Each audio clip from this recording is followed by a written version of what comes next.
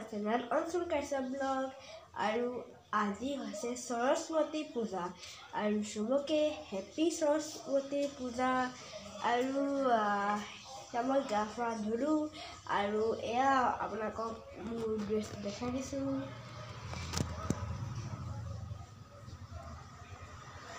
এয়া মোৰ হ'ল ড্ৰেছটো আৰু মই সৰুসুৰীয়াকৈ শৰাই এখন দিব আমি ঘৰতে পাতিছোঁ।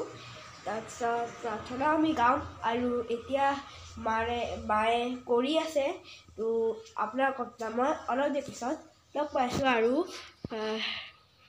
মায়ে যে এতিয়া কৰি আছে এইবিলাক মই আপোনালোকক দেখাবলৈ গৈ আছোঁ।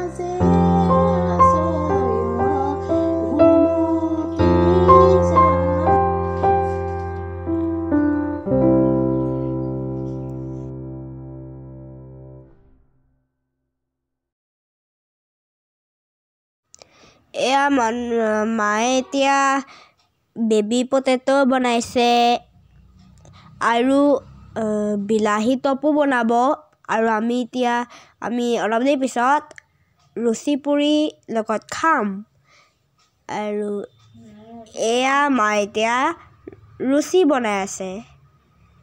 মায়ে ৰাতিপুৱাতে শৰাই দিলে আৰু শৰাইত আছিলে প্ৰসাদ আৰু পায়স। আমাৰ ডনবস্ক স্কুল বন্ধ দিছে সেইকাৰণে আমি ঘৰতে সৰস্বতী পূজা পালন কৰিলোঁ। যিহেতু ৭ বজাৰ পৰা সৰস্বতী পূজাৰ লগ্ন আছিলে সেইকাৰণে মায়ে খৰধৰকৈ সৰস্বতী পূজা পালন কৰিলে।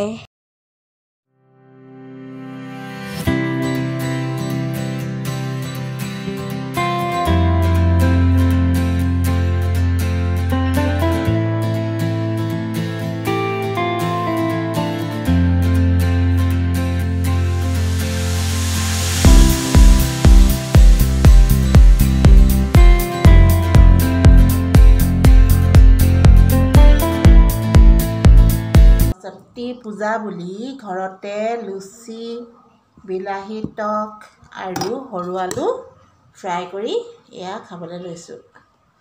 আৰু এনেও সৰস্বতী পূজা বুলি ৰাতিপুৱাতে বাৰু শৰাই এখন আগবঢ়ালোঁ, তাত পায়স প্ৰসাদ এইবিলাক দিলোঁ, আমি খাওঁ।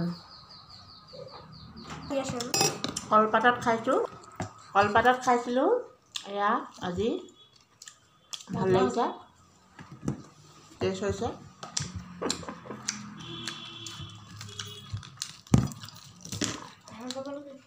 আপোনালোকে বাৰু সৰস্বতী পূজা কেনেদৰে পালন কৰিলে কমেণ্ট বক্সত দিবলৈ নাপাহৰিব।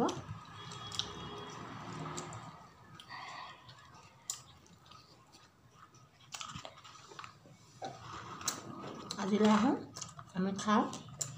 Bye bye.